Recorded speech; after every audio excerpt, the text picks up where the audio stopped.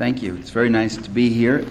Central America, as you know, like most of the Third World, is suffering from acute poverty and economic stagnation, and this is called underdevelopment. And this underdevelopment is treated in academia and in the media and by government officials elsewhere as an original historical condition. It's something that was always there. It's due to the poverty of the land. The climate makes people lazy. I learned that when I was a kid. I remember teachers saying that people in the warmer climates just don't work as hard as we do. You know, mañana, and all that. Whereas we in the temperate climates, we work hard. It's due to overpopulation. They have too many children. And it's due to cultural backwardness. These are the reasons given. The reasons given to explain poverty in the Third World are the same as the reasons given to explain poverty in the United States itself, except the climatic one. But all these others are lazy, too many kids, blah, blah, the other thing. In fact, the lands of Central America are very rich lands. The lands of the Third World throughout Asia, Africa, Latin America. That's why the Europeans went through all the trouble to go there, to steal and plunder and settle them. In fact, these warm climates have produced ancient and magnificent civilizations back when the Europeans were still hunting pigs with sticks. They were great civilizations in places. In fact, they're more overpopulated today. They're more overpopulated today than they were in the earlier centuries before the Europeans came. So overpopulation is more a result of underdevelopment than a cause. In fact, that cultural backwardness, you know, that's a theme that's as old as Columbus. He was using it to justify enslaving people. I looked at the people in the 16th century, and I said the Europeans had supremacy, really cultural supremacy, in just two areas. One was the whole area of navigational transportation, and the other was in the instruments of war and armaments and firepower. And it was that superior firepower, not superior civilization, that brought them to the positions of supremacy that they are in now.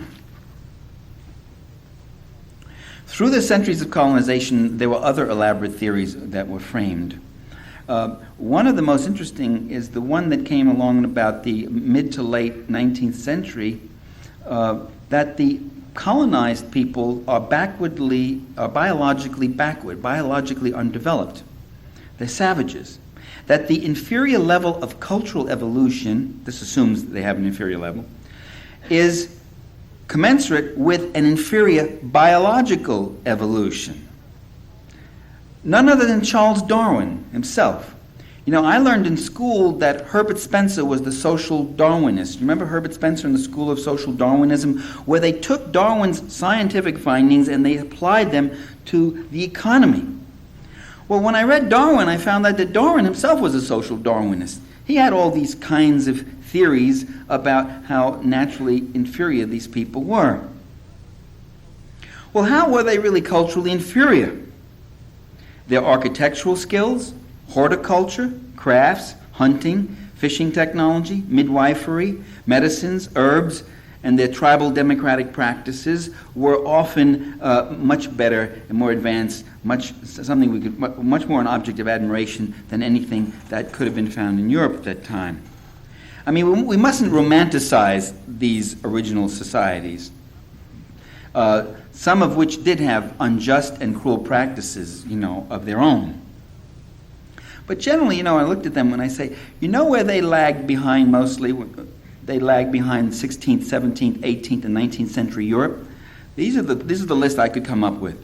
Hangings, murders, syphilis, gonorrhea, smallpox, typhoid, bubonic plague, poverty, both urban and rural, slavery, prostitution, religious wars, and inquisitional witch hunts. Those areas, I would say, Europe took first place in those centuries. Underdevelopment, what's called underdevelopment, is a condition which is forcefully imposed on these countries through history. One of the most dramatic examples is India. In 1810, India was exporting more textiles, finished mass market textiles, not just those beautiful, exquisite silks that we always associate with India.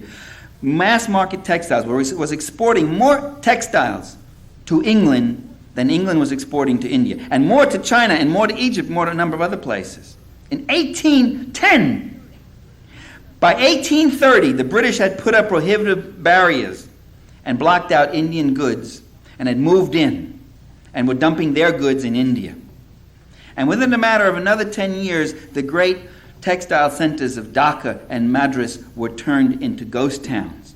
And the people were sent back out on the land to do what? To raise the cotton, the raw materials that would be used in the factories of Manchester and Lancashire and London.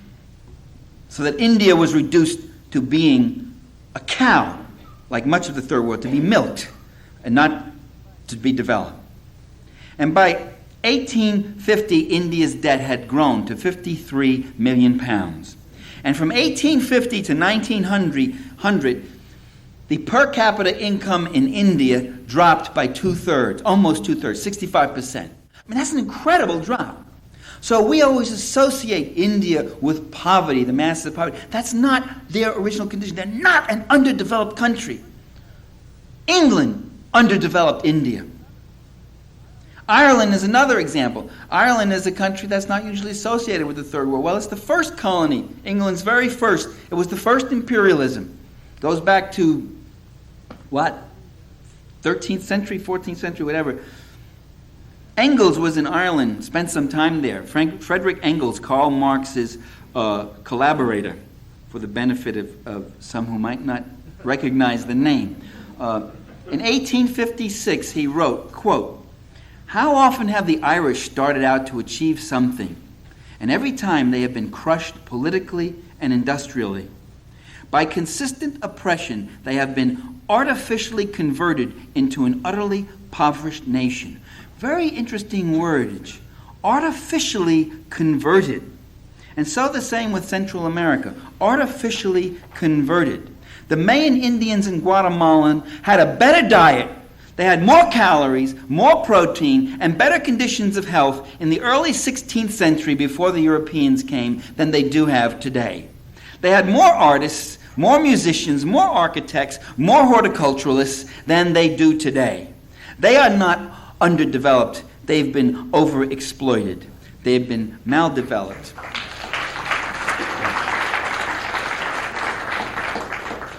The legacy of U.S. economic dominance is not only hunger and strife and misery, but an economic structure that bears very little functional relationship to the needs of Central America, of the people of Central America.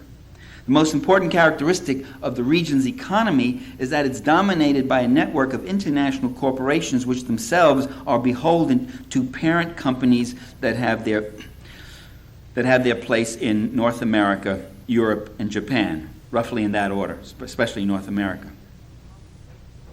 If there's any harmonization, by the way, of these interests, it's with the global investor classes. Between them, they're harmonizing their interests. That's what's getting integrated, not the indigenous economies of these countries. NAFTA, the North American Free Trade Agreement, is an attempt to rationalize this. It gives the total green light. It wipes away whatever political controls that democratic forces have been able to institute. NAFTA will not integrate the economies. You hear that talk all the time. These economies are going to be integrated. I heard John Chancellor, that fatuous commentator, wisdom peddler, saying, well, there was a time when we had small villages and we had to move to a regional economy. Then a regional economy wasn't enough. We had to move to a national economy. And now we're all going to have to move to a global economy. Just that's all. Simple as that. That's all it is. A benign, ordinary development. It's not an integration into a global economy because the capital, these capital investments, untrammeled as they are, actually fragment the productive forces in these countries. Any productive forces that operate for the needs of the people. Just look in our own country. Just look at what free trade and mobility of capital has done to the industrial Midwest of the U.S. We now even have a term for it. We call it the Rust Belt. That's a remarkable admission, isn't it? Well, but it's something that just happened, you see. The Central American economies, like those in most places in the third world, remain fragmented and unintegrated, both between each other, between the various countries, and within themselves, both in the flow of capital and goods and in technology and organization. A global economy, a world economy that has little to do with the needs of the people of the world. That's a rather remarkable thought when you think about it. Huh? The other legacy of economic domination is political suppression and unspeakable atrocities. The counterinsurgency funded and led by the United States in El Salvador against a broadly based liberation movement led to the deaths of by now maybe 70,000 Salvadorans killed. Many thousands more believed to have been murdered by right-wing death squads. 540,000 have fled into exile. Another 250,000 have been displaced or forced into resettlement camps. This is all one little country, El Salvador, a country of only 4 million people. So just about everybody has been directly or indirectly affected, has either suffered death or suffered a terrible loss of loved ones or close ones. The Salvadoran army massacred whole villages suspected of being sympathetic to the guerrillas. An eyewitness victim interview taken by then Congresswoman Barbara Mikulski of a Salvadoran peasant woman, quote, "Many members of my family were killed. I saw children around the age of 8 being raped, and then the soldiers would take their bayonets and make mincemeat out of them. With their guns they would shoot at their faces. The army cut people up and put soap and coffee in their stomachs as a mocking. They would slit the stomach of a pregnant woman and take the child out as if they were taking eggs out of an iguana. That is what I saw." And El Salvador today, in the U.S. media and by our U.S. political leaders, is called a democracy.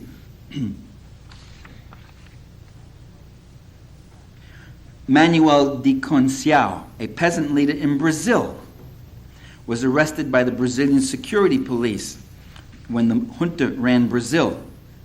Police who had been schooled at U.S. Army bases in the latest methods of counterinsurgency and interrogation for his crime of protesting the economic conditions of his life and of his people. This is how Manuel was treated. For 4 months I was heavily tortured by the army in Rio de Janeiro and then in the Naval Information Center. Near death I was taken to the hospital for the 6th time. The beatings had been so severe that my body was one big bruise. The blood clotted under my skin and all the hair on my body fell out. They pulled out all my fingernails. They poked needles through my sexual organs and used a rope to drag me across the floor by my testicles. Right afterwards, they hung me upside down by my ankles. They hung me handcuffed from a grating and tied my penis so I could not urinate. They forced me to stand for 3 days without food or drink. They gave me so many drugs that my eardrums burst and I am impotent. They nailed my penis to a table for 24 hours. They tied me up like a pig and threw me into a pool so that I nearly drowned. They put me in a completely dark cell where I remained for 30 days, urinating and defecating in the same place where I had to sleep. They fed me only bread soaked in water. They put me in a rubber box and turned on a siren. For 3 days I neither ate nor slept, and I nearly went mad. This was done by the defenders of the Western world, by defenders of the free way, you see, the free market, with the aid and the training of the CIA and other such groups. Victims of these military and police defenders of democracy were financed by the U.S., tortured people with electric shock. They forced victims, and this is in El Salvador and in Guatemala, Honduras, not in Panama, not in Nicaragua, not in Cuba. These are the things. They forced victims to witness the torture of friends and relatives, including children. They raped women in the presence of other family members. They burned sexual organs with acid or scalding water. They placed rats in women's vaginas and into the mouths of other prisoners. They mutilated, punctured, and cut off various parts of the body, including genitalia, eyes, and tongue. They injected air into women's breasts and into veins, causing slow, painful death. They shove bayonets and clubs into the vagina, or in the case of men, into the anus, causing rupture and death. And I have other descriptions that make that one look almost mild, but I'm going to skip them. I think you get the idea. Yet I would argue that imperialism is rational. It harnesses these cruel and horrible and twisted impulses. It enlists them. It instigates them. It instigates them. These guys weren't born torturers. I mean, they didn't go around and say, who's been ripping out the arms of rabbits and chickens? You can come work for us. They took ordinary guys and said, we are going to train you as professionals. And torturers have testified that we are professionals. We use certain methods to get to elicit information, and we have to do this, and it's a tough job and all that. And the guys who finance them, who sit in Langley, Virginia, say, heck, I mean, it's a jungle out there. I'm not that happy about the kind of methods we sometimes have to use, but when you're facing these tough kind of people, you got to use the same methods they do, and so forth, so on. In other words, you always justify your crimes by saying that your victim was the criminal. Sometimes so that kind of thing happens. That's a rational process of training torturers for what is a rational set of interests. They didn't go down there for torturing, just for the sake of torturing. They used torture in order to be down there and stay down there and defend their privileges and their interests. I want to make that point because sometimes imperial domination is explained as arising from the will to dominate, an innate desire for territorial expansion, a territorial imperative. But in fact, territorial imperialism is not the dominant mode. It hasn't been in generations. Today, there's very relatively little colonial dominion. I mean, the U.S. controls Puerto Rico, Guam, a few other places. What you have today is neo-imperialism, where the country has its nominal independence, its own president and its own currency and its own police and all that, and all you do is you control its exports and imports, its land, as we do with Cuba, it's sugar, or we did with Cuba, it was sugar, tobacco, its tourist trade, and all those other things. You allow them the trappings of sovereignty while you control the wealth. I heard someone at the World Affairs Council, I went there to hear a friend speak, and someone got up from the audience. There's a lot of academics and professionals and all that, World Affairs Council types, and he said, well, ironically, Cuba has come full cycle since the days before the revolution. Before the revolution, the tourist trade was only for the Yankees. The hotels and beaches were only for the foreigners, and the Cubans needed Yankee dollars to use them. And today, it's the same thing. Ironically, Cuba is back to its pre-revolutionary position. It's the beaches. There are beaches for foreigners, the dollar beaches, if you can dollars, because Cuba is so strapped for hard currency. There are hotels where foreigners stay. The Cubans couldn't afford it. They don't have the dollars and all that. So it's the same. And I got up and I said, no, it's not the same, because the surplus value or the profits of the pre-revolutionary trade went to big corporations, gamblers, mobsters, whorehouse owners, and the like, generals on the take and such. And today, the surplus value that is received by the Cubans goes to the government. What the Cubans have done is they said, we have so few hard currency resources. One of them is our sun and our beautiful beaches and all that. Let's try to start a tourist trade and make that a source of hard currency. And that's what we've been doing. But that money goes back to the people and pays for their health clinics and their education and these other things. So Cuba is not in the same place. If Cuba were in exactly the same place it was before the revolution, this government would be hugging and kissing the Cubans.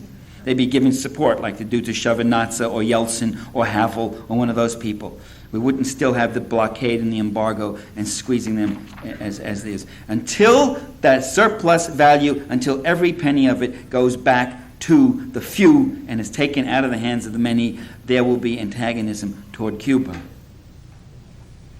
The U.S. policy toward Central America for almost 2 centuries has consisted of the 3 I's: interference, invasion, and investment. It's not the outgrowth of any kind of democratic national dialogue or consensus. between the American people and their leaders. It's not the response to democratic pressure. It's not the result of mass jingoism, a longing for invasion or power, expansion or war, or popular hysteria. The history books tell us that about the Spanish-American War, that it was a popular hysteria. I've done my study of it. Most people in 1898 weren't interested in going to war. They were trying to get jobs. The labor movement in the U.S. had very little interest in overseas expansion, and in fact was, for the most part, opposed. Not all. The same with the Gulf War, a very jingo war. In July 90, most Americans, the opinion polls showed, most Americans favored negotiated settlements, which is what the Iraqis also favored. It was only after several months of media war hysteria and White House war hysteria and piping it up and pumping it up and the actual commitment of troops and the promise of a quick, easy win that the U.S. public got on its yellow ribbon binge. And even at the time, as some of you may remember, I said they're going to develop a postpartum depression. They're going to come down from this yellow ribbon high, and the American people have the habit of then drifting off into reality, and they have to forcefully be shoved back to face the harsh illusions of the ruling elites. And indeed, that happened. The conqueror, George Bush, the guy who had a 97% approval rating, or 93% approval rating by the end of it, couldn't even beat Bill Clinton in the election. So that kind of jingoism, when it is hyped up, is ephemeral and short-lived. In other words, these policies of invasion, interference, and investment do not come because we want them. I make this point because it's an important thing. I remember being at a panel at the City University of New York. On a panel, Michael Harrington was on it and he was speaking, and somebody from the audience said, "Michael, why is U.S. foreign policy so stupid?" To Michael Harrington. And Michael Harrington said, "Well, we are the good Germans. We have this power thing. We are the busybodies, and we try to go here and there when we shouldn't." And he went on, and I responded. I said, maybe I have to disagree with that. Maybe the confusion is in using this word we. We don't make this policy, they do. And the policy isn't stupid, it's remarkably successful and brutal for their interests. It's stupid to us because it doesn't do anything for us. It costs us money. It doesn't give us anything but wars and tribulations and all. But it's very useful for they. So maybe we should stop saying we do this and we go there. It's a very rational policy to support governments that are open to U.S. corporate interests and to oppose or overthrow governments, be they communist or populist or whatever, that have some measure of independent development and some measure of redistribution of surplus value. Even a country like Iraq, even a country like Libya, where there's some redistribution of surplus value, that is the country that will be targeted. That is the criteria in every instance, for the most part. And too many analysts, the late Michael Harrington used this word we. Howard Zinn uses we, I notice. I've got to tell Howard about this sometime. Noam Chomsky uses we in his weaker, quicker moments.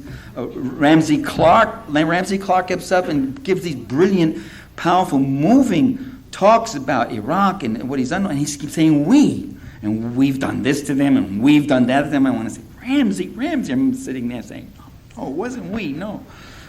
We should stop saying we. And this is more than semantics. It's really a very important point because it is defining political reality.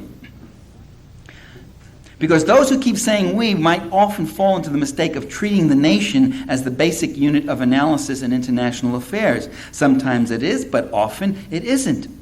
Even sometimes in simple nation-state territorial rivalries, the issues are defined by political economic elites who are less likely to serve the interests of the general populace and more likely to define their own interests as the general interest. And every time you say we, they love it. You're playing right into their hands. These policies don't just happen. There is conscious will pursuing a conscious goal and conscious intent and conscious interests. Is it true, brothers and sisters, that unlike the rest of us, the rich and powerful don't act with conscious intent? Not only economic policy doesn't happen, the economy itself just doesn't happen. I mean, the economy, what is the economy? Do you ever think? I mean, strictly speaking, there's no such thing as the economy. Nobody has ever seen an economy. You cannot touch or see or feel an economy. What you can see are people engaged in exchange of values, in productive labor and in not such productive labor. And we take all these different actualities and activities and we take them together and we form what is called a hypothetical construct. And we abstract from that and we call that the economy. It's a hypothetical construct. Now, abstracted from observable actualities. Now, our abstractions are very powerful things. Like other abstractions, this one becomes a reified entry. You see, first you abstract from the reality, and then you endow it with a mechanical reality or motive of its own. Sort of a conceptual Jurassic Park or something like that. So now we talk about the economy as a self-generating force. The problems of the economy, not the problems of capitalism, not the problems of what the corporations are doing to us, but the problems of the economy. The economy becomes an entity of its own. So we hear statements like, the economy is in a slump. The economy is in the doldrums. You get the image of this big, bulky, moody economy. The economy is making a comeback like a sports hero, the one that always catches my attention. The economy is acting funny. We do the same thing with the whole concept of nation. It's reified and abstracted. What the nation does, what the United States does this, and the United States does that, and we do this, and we get ourselves into that. So we are reifying even when we say we. We should start asking when we hear one of our leaders or our media pundits say, our interests necessitate this action, or we're looking out for U.S. interests, what are U.S. interests? By the way, that question first started to intrigue me back in 1967. I was writing my first book, and I was a postdoctoral fellow at Yale University, and I sat in the Sterling Memorial Library, and I went through about 30 volumes of the Department of State bulletins. I mean, huge volumes of these bulletins. You know what I was looking for? I was looking for what U.S. interests were. It was the height of the Vietnam War, and all I kept hearing about was our interests, U.S. interests. So I said, I gotta find out what these interests are. And I went through these volumes day after day. I remember the librarian said, what are you looking for? I notice you don't take any notes. You keep getting volume 10, 11, 12, 14, 107, and I'm going through looking for. Finally, I came across one instance of U.S. interest. It's very interesting. When it was mentioned, what began to happen is that U.S. commitment, U.S. presence would be taken as a U.S. interest. You see, so we said, it is in our interest to maintain a presence in that area. It is in our interest to maintain our military bases. What I found was William Bundy, State Department official, said, it is in our U.S. interest in the Philippines. I said, I came off my seat. Here it is, U.S. interest, I'm going to find out, finally, is to maintain these bases. Now that's very interesting, because normally you would have thought the bases were there to maintain U.S. interests. But now we hear that the U.S. interest is to maintain the bases. The instrumental value becomes its own end value, a common thing in human thought and all that.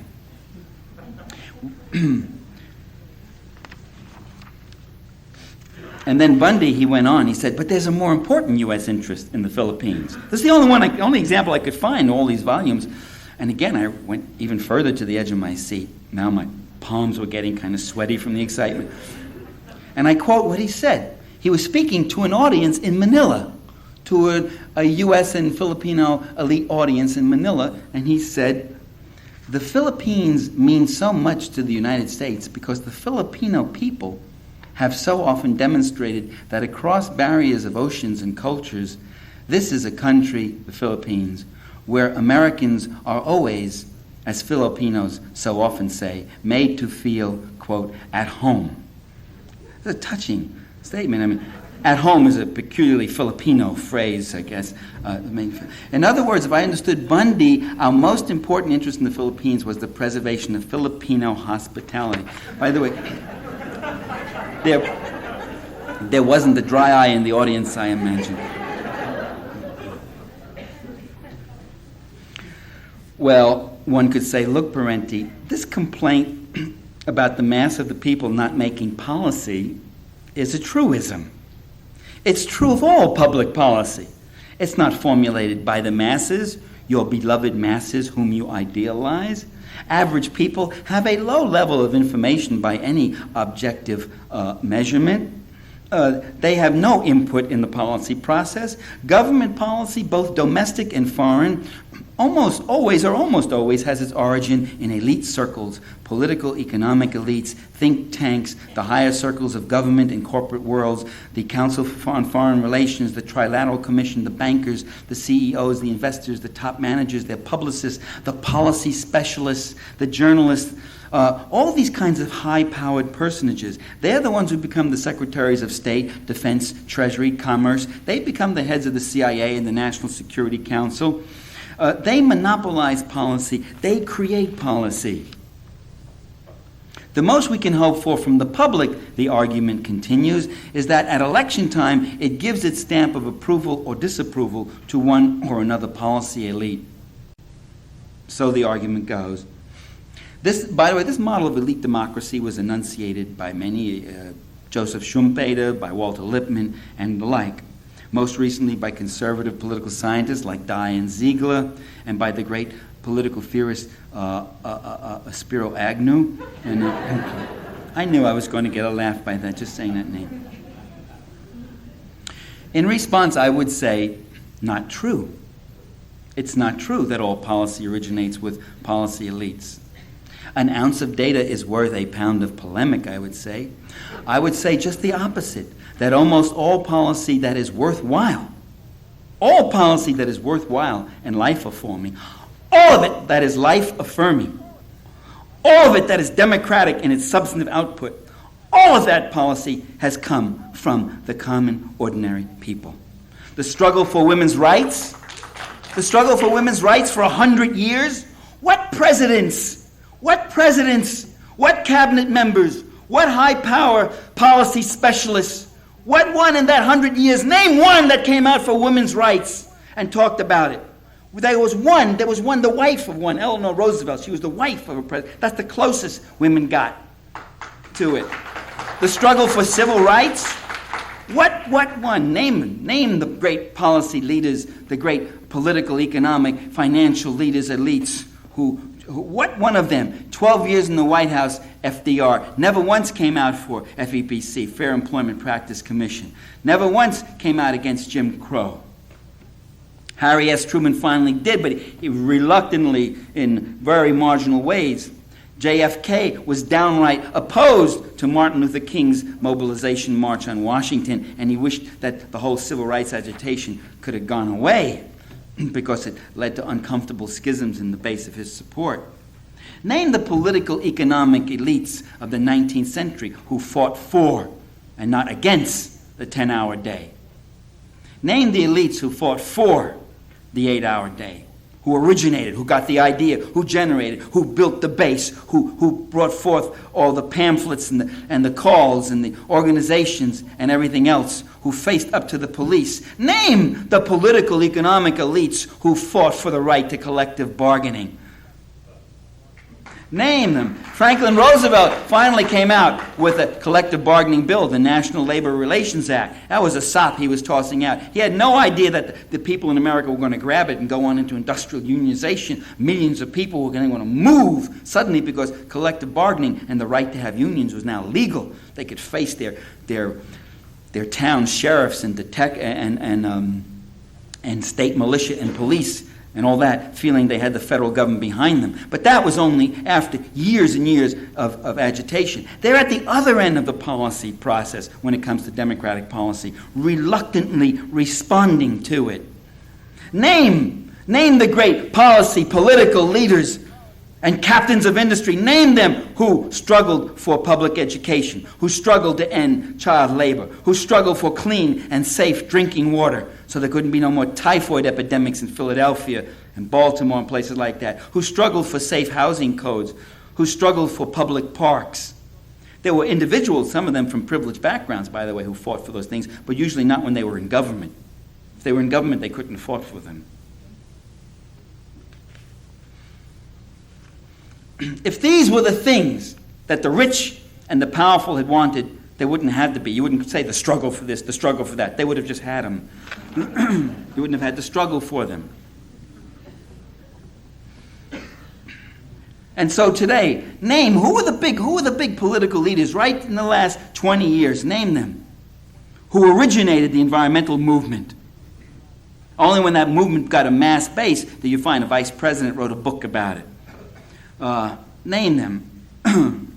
This came from the public, from the concerns of lay persons, from lay organizations like this one, self-supporting, that have to have bake sales and speeches and whatever else to grab money together to have some visibility and organization to push for this thing, devoted to pressuring the Environmental Protection Agency to do what it should be doing anyway. An Environmental Protection Agency that was created only in response to those pressures, to try to sort of give them the impression that government was looking after this thing after a while. The consumer protection market. Who started that? I'll tell you who started it. Consumers started it. Getting unsafe products and medications off the market. That's not what a capitalist government does, taking goods off the market. The function of a capitalist government is to get things on the market. It's too busy doing that, getting things on the market with subsidies and export supports, even for lethal tobacco products, and investment tax breaks, free research and development for the corporate producers. That's what government's busy doing. They're generating that kind of policy. They're too busy to protect the consumer. The consumer has to protect herself and himself. The ban on tobacco and liquor advertising. Who originated that idea? Tell me the fearless political leader who went up against the tobacco lobby and said, I got a new original idea. We're going to ban you. No. It was down here. It was down here and here, and it has to percolate and up and finally push them to do something. Maybe you have more power than you realize. The anti-nuclear movement. Don't tell me that was government. The government was up to its ears in hiding the crimes, the toxic waste, the fallout, the murder of GIs and downwinders in Utah and atomic energy workers in the plants, hiding how they were dying like flies from exposure. They were too busy hiding it to be fighting the unsafe features of the nuclear movement. The Freedom of Information Act. Who were the political leaders? Name one who came out for that. That was a public demand. Government's job is not to free information. Government's job is to restrict, to seal files, to put them under security, not open to the public, inking out, manipulating and changing history, keeping us from knowing what they did. So, reaffirming to you again and again that what they do is legitimate and honest and wise and true, but not letting you know what they did or why they did it, and giving you the document with 2/3 of it inked out. Their job is to undermine the Freedom of Information Act. Our job is to fight for it. Now, I don't want to overstate it. Policy elites have played a creative role in some areas. But it's very important to be balanced. They always say to me, Parenti, you should be balanced. We've had 98% of the other side, and your 2% is just too truthful, and it's tipping the scales too much. So let's give them credit. Let's try to be balanced. Policy elites have played a creative role. The Manhattan Project to build an atomic bomb. The nuclear industry, then handed over to private business at a fraction of its cost and subsidized repeatedly billions of dollars every year. Creating the FBI, CIA, the national security state apparatus, the global military apparatus, 300 major bases around the world. And by the way, they talk about closing bases. How about starting to close overseas bases? All the focus is on the domestic bases. They closed one in the Philippines, and that's because it took a volcano to kind of turn it, to trash it. And then the Filipino Senate said close it. Then they finally closed one. McCarthyism, ideological witch hunts, loyalty and security programs. These were all started by our creative policy elites. Foreign aid programs to military dictators and torturers. Those electric shock instruments that they use to put on the genitals of peasant leaders and all that. Those are made and brought down there by the CIA. That's a lot of technology and hardware. Getting into wars. Creating crises that justify military intervention. The secret surveillance of our personal lives. Intervention in Guatemala, El Salvador, Nicaragua, the invasion of Panama, Grenada, Iraq, the move into Somalia. Remember the mass movement of people demonstrating in the streets, please let's send troops to Somalia? Don't you remember that? I guess we were all away that weekend. So they can show they're creative in death squads, torture squads, bombings and missiles, policies that control, destroy, dominate, and manipulate. So I'm giving you a picture here now. Whose interests do they serve? If certain kinds of life-affirming policies have to be struggled with and fought for, and you have to take every little bit right out of their teeth and their greedy little paws. Whereas these other policies, they're doing all the time. You have to struggle then to find out even that the policy happens. What is it they're doing? They're too busy practicing militarism and fascism in order to bolster capitalism, all the while claiming to be saving democracy from communism, or now to save democracy from demon dictators, warlords, terrorists, and the like.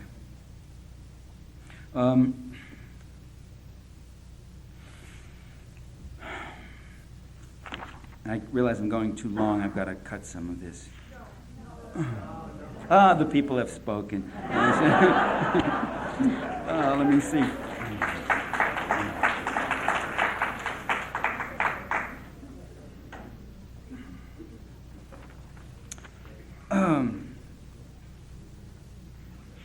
Joseph Schumpeter wrote, the conservative economist, that capitalism means peace. That imperialism exists because it's a residue of the old swashbuckling feudal times, the Colonel Blimp thing. That in fact, here's his quote, industrial and commercial activity is essentially unheroic in the Knight's sense. And the ideology that glorifies the idea of fighting for fighting's sake understandably withers in the office among all the columns of figures. Capitalism is too busy just getting that bottom line together and producing and doing that stuff to go off on these silly imperialisms. Now, is he serious? He was writing this in the early part of this century when British imperialism was at its height and U.S. imperialism was taking off. Don't underestimate the ability of class apologists to fabricate images out of whole cloth. He was writing at a time when the soldier clerks in the East India Company with their accounting books in one hand and their Gatling guns in another were killing Indians. When the various European capitalist states were engaged in bloody wars with each other about carving up the third world and Africa, Asia, Latin America, whatever else. But by the way, as ridiculous as he sounds, he's no different from what we hear today.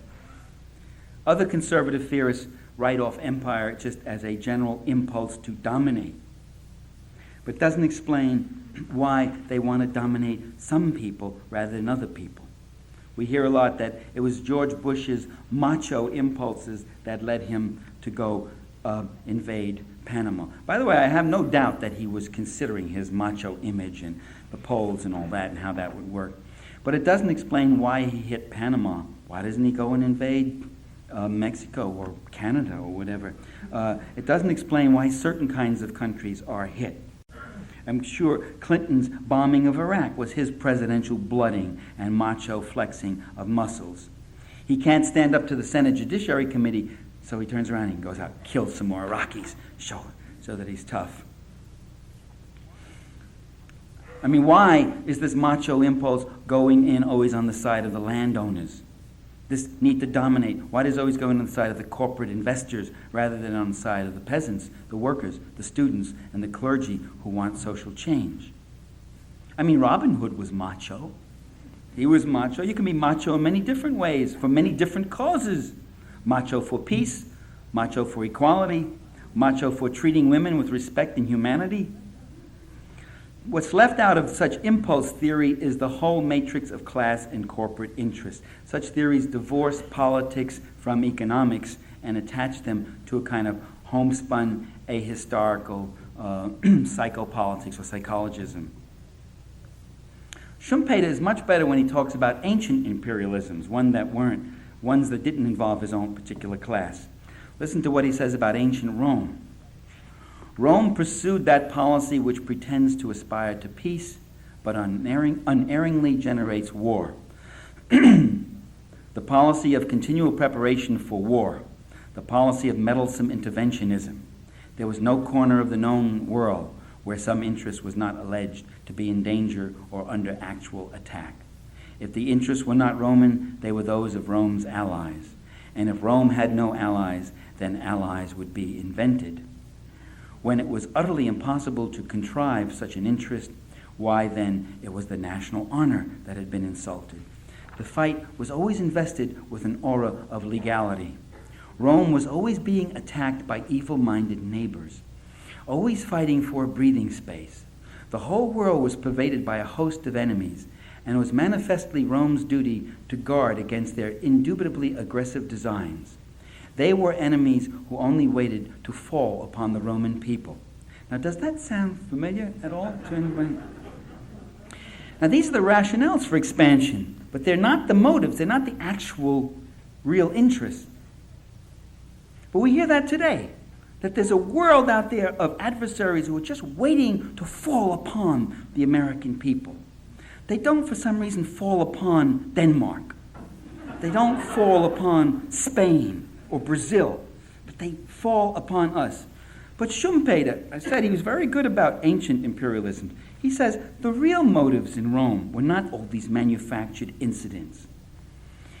The motives can only be understood by looking at, quote, what domestic class interests benefited from the empire. Those who gained were the aristocracy of landlords, agricultural entrepreneurs, born of struggle against their own people, whose dominance rested on control of the state machine. He had it right on target. Schumpeter, the conservative, had a Marxist analysis of ancient Rome. Because it was 2,000 years away, he felt comfortable enough to say the truth. Now, that's not a Marxist analysis. That just happens to be reality. Marx didn't invent that. He just discovered that, or was one of the people to state it. The historian Ernst Badian adds to the idea about Rome. He adds about ancient Rome, he said, no administration in history has ever devoted itself so wholeheartedly to fleecing its subjects for the private benefit of its ruling class as did Rome. He was writing before the Bush, Reagan, Clinton era.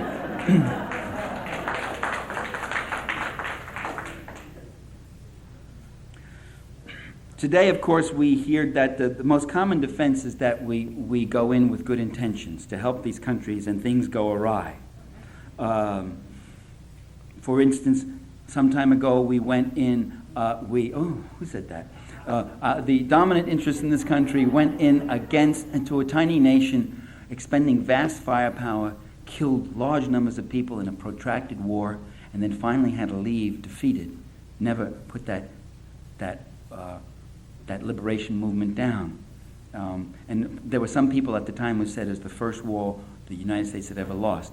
I'm, of course, speaking of Nicaragua in 1920. And Sandino, actually kicked us out. 1960s with Vietnam, the same thing. A noble mission, good intentions. We stupidly tried to impose a Western-style democracy on a people who were not ready for it. Somalia is a humanitarian mission. A reader in The Nation wrote a letter. He said, we criticize U.S. policy when it's wrong. Now, why don't we be big enough to praise it when it does right? Now, that's the mainstream view of U.S. policy, that there's no yesterday. There's no historic framework, no class interest matrix. Today's events are completely unattached to anything else. They're just to be looked at anew as something happening only now. We're to believe that George Bush, who sent the troops to Somalia, was his last act, his swan song before he left. He was a lame duck president. That George Bush, who gave us the homicidal attacks upon Panama and Iraq, who spent an entire career indifferent to the poverty and hunger of the people of Asia, Africa, and Latin America. That somehow he was suddenly moved by the pangs of the Somalis, and the media believed this, and he went in as a humanitarian action. The media believed it, but that's the media's job to believe it and to get us to believe it. It doesn't mean we must believe it. There was one media deviation to this. January 18, 1993. Mark it down as a day in media history. It was the first and last day on Somali. An article appeared in the Los Angeles Times. It was the first article that ever appeared, and it's the very last mention. It has never been mentioned again in the major media. It has never been mentioned in the New York Times and the Washington Post. And the article reads as follows, filed from Mogadishu. 4 major U.S. oil companies are quietly sitting on a prospective fortune in exclusive concessions to explore and exploit tens of millions of acres of the Somali countryside. By the way, George Bush is still president, January 18, 1993. That land, in the opinion of geologists and industry sources, could yield significant amounts of oil and natural gas if the U.S.-led military mission can restore peace to the impoverished East African nation. Nearly 2/3 of Somalia was allocated to American oil giants, Conoco, Amoco, Chevron, and Phillips, in the final years before Somalia's pro-U.S. president, Mohamed Siad Barre. Pro-U.S. means he brings in Amoco, Conoco, all these things. Before Barre was overthrown and the nation plunged into chaos. You see, when the U.S. Comprador leader is overthrown, that is equated with chaos. Officially, the administration and the State Department insist that the U.S. military mission in Somalia is strictly humanitarian. Oil industry spokesmen dismissed as, quote, absurd and nonsense allegations by aid experts, veteran East Africa analysts, and several prominent Somalis that President Bush, a former Texas oil man, was moved to act in Somalia, at least in part, by the U.S. corporate oil stake.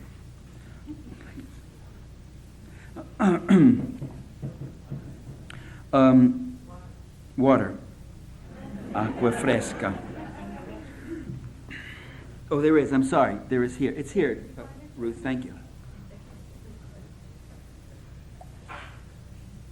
Do you want to hear a little more of this? It's kind of intriguing, isn't it? Conoco is the only one of the companies that kept its offices open. Oh, here's another interesting line. American oil companies believe they're well positioned to pursue Somalia's most promising potential oil reserves the moment the nation is pacified. That's a very interesting phrase. Conoco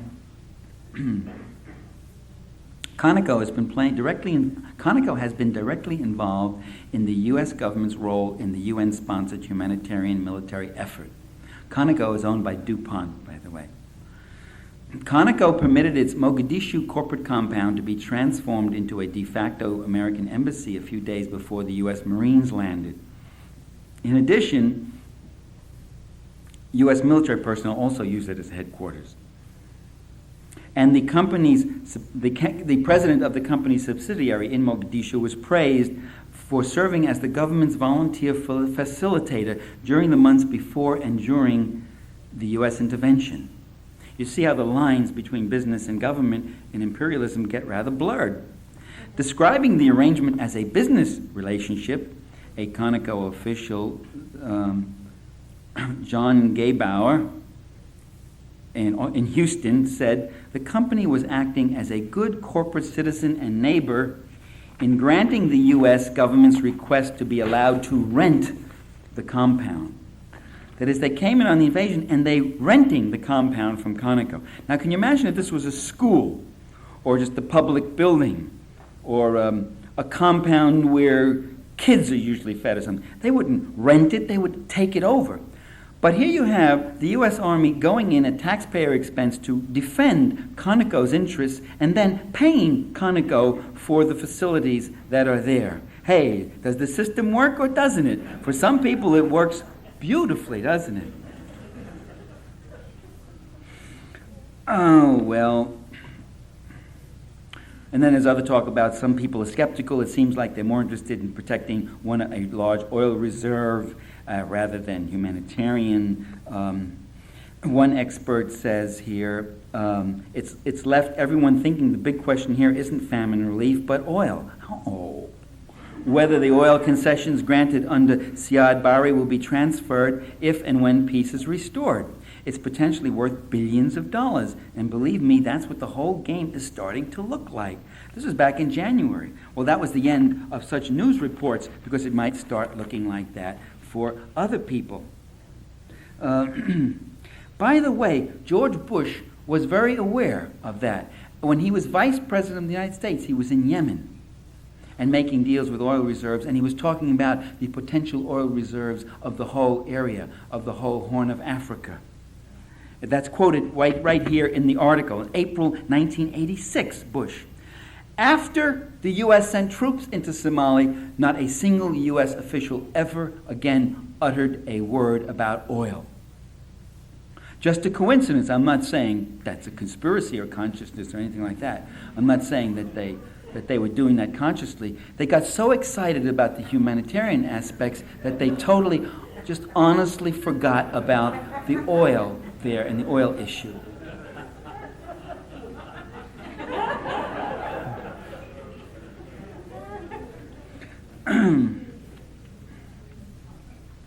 Even in private, veteran oil company exploration experts now play down any possible connection between the administration's move into Somalia and the corporate concessions at stake. They know what they're doing. Even when they're lying, they know how to do it, and they're very careful, and they understand that sort of thing. Well, I even had one of the political elites point out to me that the big concern is private property. I wrote a letter to that great dynamic political leader, Lee Hamilton. He's chairman of the House Foreign Relations Committee. And this is what he said. Dear Mr. Parenti, thank you for your recent letter expressing your views. I appreciate the concerns you raise. He doesn't. As well as the opportunity to respond. I agree with you. It was about Cuba. I was saying about lifting the boycott on Cuba. He says, I agree with the thrust of your argument that the U.S. needs to update its policy toward Cuba. Recent history, I didn't say that, update its policy. I said change its policy dramatically. Recent history indicates that countries most isolated from the free exchange of ideas have been among the slowest to move toward democracy. I think he's talking about Capitol Hill here. Contact with the ideas and practice of democracy and political freedom, and this is what caught me. The economic benefits of a free market system serve a very valuable purpose. And later on, he also talks about the function of U.S. policy. The embargo was put in place to contain the security threat Cuba poses to U.S. interests. There's that term again, undefined. Also put there to promote democratic change in Cuba and retaliate for the large-scale seizure of American assets by the Castro regime. So he's kind of saying it, that we're going in because this guy, it couldn't be because they're political prisoners. Batista was in before Castro. He was a butcher. He didn't allow any freedom of expression. There was no democracy. What's the concern for democracy? But Batista opened up the country to these interests, and Castro came in and took those interests and are using them for other purposes. So it's very interesting, since the fall of communism in Eastern Europe, they've been very consciously learning. They used to say, don't mention capitalism, don't mention private property. Eduardo Chamorro, remember him saying at the National Lawyers Guild convention in Washington, when he came back and when he was an opponent of the Sandinista regime, then he switched. He got disgusted with what was going on. But he remembered talking to CIA guys. He says, I want to say what I want. I want to go back and I want to get back my property. and all that. And they said, don't say you want to get back your property. Don't say that. Say you want to support democracy and freedom. They were conscious of that. See, now they've become more blatant. They're saying, we want to get back our property. That's the class that Lee Hamilton represents. He may have no direct interests or investments in Cuba, but he has a direct interest in serving that class. He knows why he's chair of the House Foreign Affairs Committee.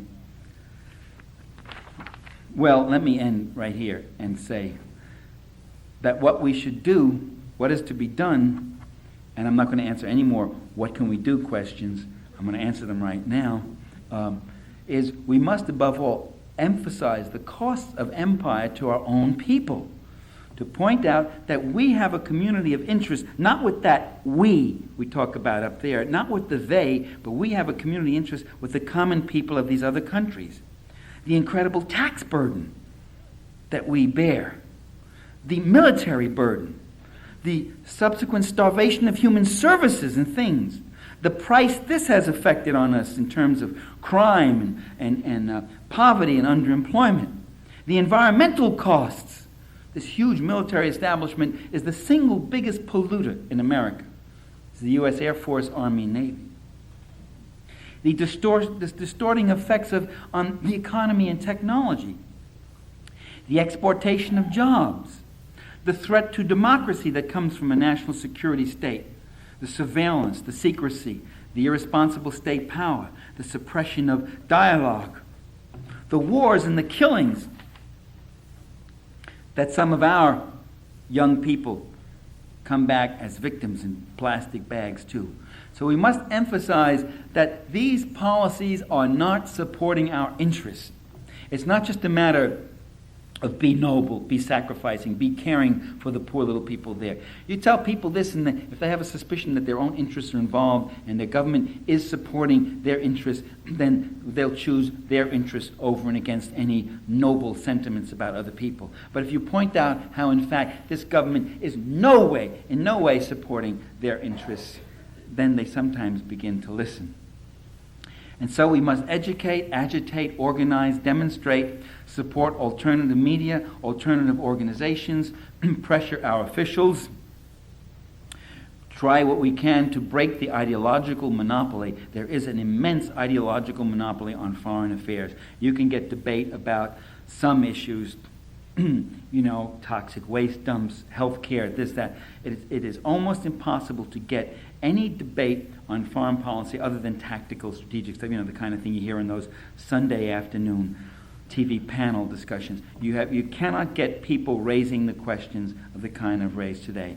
People of this persuasion do not get on the mass media. We must above all deny the community of interest with the rulers. See who our enemies really are. Our enemies are those who profess to be our leaders. Our enemies are amidst us in our living rooms every evening on the TV set. Challenge the ideological totalitarian monopoly of government and media. It ain't easy because they do control most of it. The monopoly that does not allow this kind of critique to come before the American people. Push for things like Panama Deception, an Academy Award-winning movie documentary that was suppressed completely in the mass media, shown only on KQED, PBS, a few evenings, and only then because there's a reform movement at KQED, you see. They didn't do it regardless of, but because of that challenge. And above all, don't worry about your legitimacy and credibility. The way to win credibility is to speak the truth as forcefully and clearly as possible. It's one thing to tone down the rhetoric, it's another thing to dilute the content. Never dilute the content, never blunt your sword. As forcefully, as clearly as possible, speak the truth, as I hope I've done today. Thank you.